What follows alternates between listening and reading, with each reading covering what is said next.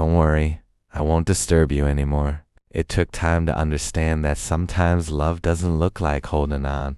Sometimes it looks like stepping back when you realize you're no longer being asked to stay.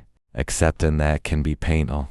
You replay the moments when things felt different. The conversations where plans were made. The small hopes that once made everything feel possible. Letting go of those memories is not easy because they once meant something real to you. But staying somewhere you are no longer welcomed quietly hurts more. I never wanted to be a burden. I never wanted become someone whose presence felt like pressure.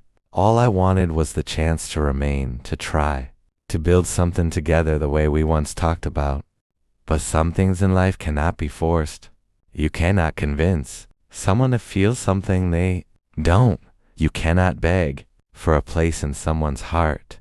And love, when it is real, should never require someone to plead just to exist in another person's life.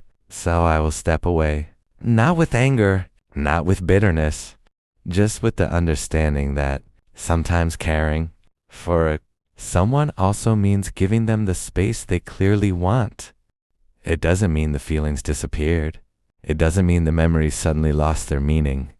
It simply means I finally understood that loving you also means respecting your distance. And sometimes the quietest goodbye is the one that carries the most love.